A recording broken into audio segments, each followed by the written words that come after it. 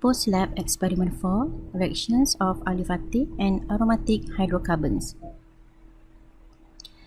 Kita ada dua objektif. Yang pertama, to study the chemical properties of alkene dan juga arene.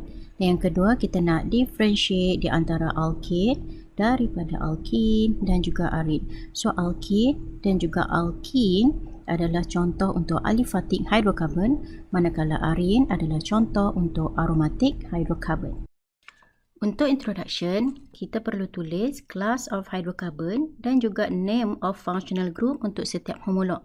Kita ada homolog alkene, alkene dan juga arene. So untuk alkene, class of hydrocarbon of alkene adalah saturated hydrocarbon dan functional group untuk alkene tiada. So kita kata alkene has no functional group. Okay. Manakala untuk alkene adalah unsaturated hydrocarbon dan functional group untuk alkene adalah carbon-carbon double bond. Manakala untuk arene adalah unsaturated aromatic hydrocarbon dan functional group untuk arene adalah benzene ring. Untuk data dan observation, pelajar dikenaki untuk melukis struktur setiap hydrocarbons. Untuk cyclohexane, ini adalah struktur cyclohexane. Ini adalah struktur untuk cyclohexene dan ini adalah struktur untuk toluene. Okey, untuk test yang pertama, test A, kita buat bromine test. Reagen yang kita gunakan adalah bromine in inert solvent. Okey, yang pertama kita expose to sunlight. So sunlight ada UV. Okey, yang diperhatikan adalah semua test tube daripada color asal adalah reddish brown disebabkan oleh color Br2, color bromine.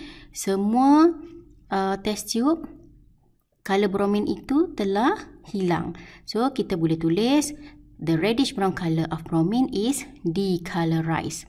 So cyclohexane decolorized, cyclohexane dan toluene juga decolorized reddish brown color of bromine. Okey, manakala in the dark yang kita letak dalam kabinet, apa yang dapat diperhatikan hanya cyclohexane sahaja merubah color daripada reddish brown kepada colorless. So kita juga tulis the reddish brown color of bromine is decolorized. Manakala untuk cyclohexane, reddish brown color dia tidak berubah. Jadi kita tulis the reddish brown color of bromine is remain unchanged. Sama juga dengan toluene, color tak berubah. Jadi reddish brown color of bromine is remain unchanged.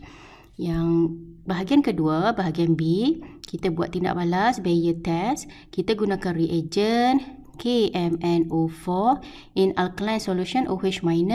Suhu bilik kita boleh tuliskan sebagai cool condition. Okey, so yang diperhatikan hanya cyclohexane sahaja yang berubah.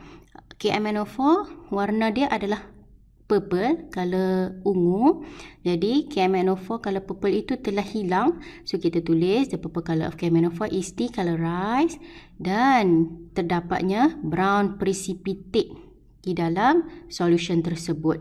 Okey, manakala untuk cyclohexane dan toluene tidak berubah. Jadi kita tulis the purple color of KMnO4 is remain unchanged. Untuk discussion, pelajar dikendaki untuk menulis type of reaction serta condition yang terlibat serta menulis equation of reaction. Yang pertama adalah reaction with bromine in inert solvent. Untuk cyclohexane adalah saturated hydrocarbon, jadi dia akan undergo free radical substitution dengan hanya kehadiran matahari, with the presence of sunlight. So bila ada sunlight bermaksud ada UV, so kena letakkan UV di dalam tindak balas. Inert solvent perlu diletakkan CH2Cl2. Okey, apa yang berlaku? Br dia akan menggantikan, sini sebenarnya ada satu hidrogen. So Br ni dia gantikan hidrogen ini dan Br2 ini dia putus disebabkan oleh kehadiran UV untuk menjadi bromine radical. Sebab itulah nama tindak balas ini adalah free radical substitution.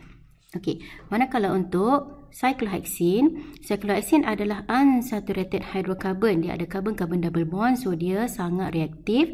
Jadi dia boleh undergo electrophilic addition of reaction. Kerana alkene tu sendiri adalah nucleophile, so dia akan bertindak balas dengan electrophile. So apabila electrophile mengisi di dalam alkene, that's why kita kata dia undergo electrophilic addition. Sama ada with sunlight ataupun without sunlight. So dengan kehadiran UV juga dia akan boleh buat tindak balas. Tanpa kehadiran UV in the dark juga dia boleh buat tindak balas yang sama. Okey. Yang terakhir adalah toluene untuk part A. Toluene undergo free radical substitution reaction dengan bromine hanya dengan kehadiran sunlight. So kita letakkan UV di sini. Jadi Br2 takkan kacau aromatic ring sebab aromatic ring sangat stabil. Jadi Br2 ni akan dipecahkan oleh UV sebab UV bagi tenaga. So bila dipecah dia akan membentuk free radical. Free radical ni akan substitute satu H di bahagian alkyl substitute menjadi Br. Sebab itulah jenis tindak balas dia adalah free radical substitution. Untuk part B, oxidation with coal alkaline KMnO4 di dalam Bayes test. Okey, yang pertama kita dapati bahawa color KMnO4 tidak berubah, bermaksud cyclohexane cannot be oxidized. Cyclohexane tak undergo tindak balas pengoksidaan. Jadi bila kita tulis equation cyclohexane bersama dengan reagent Bayes test KMnO4 OH- coal, ini cara penulis dia. So tiada tindak balas, so kita tulis no change. Okey, manakala untuk cyclohexene, kita dapati color KMnO4 berubah dan juga ada brown precipitate. So, itu disebabkan oleh cyclohexane boleh dioksidakan. So, dia oxidize untuk membentuk diol atau glycol. Diol adalah dua bahagian OH. Okey, yang mengisi di tempat karbon-karbon double bond. Okey, dan mendakan brown precipitate merupakan MnO2. So kita kena tulis MnO2. Okey. Untuk toluene pula, toluene juga kekal dengan KMnO4 color purple. Jadi bermaksud toluene juga cannot be oxidized. So apabila kita menulis equation toluene bersama dengan Bayes test reagent KMnO4 OH- coal, so kita tulis no change. Untuk conclusion, kita boleh buat kesimpulan bahawa cyclohexane dan toluene undergo free radical substitution with bromine in the presence of sunlight. Manakala untuk cyclohexane, dia undergo electrophilic addition with bromine sama ada sunlight atau without sunlight. Manakala yang ketiga adalah cyclohexane can react with Bayes test, hanya cyclohexane sahaja. Dan yang terakhir, cyclohexane dan toluene can be oxidized with coal alkaline solution of KMnO4. So semoganya ia dapat membantu awak.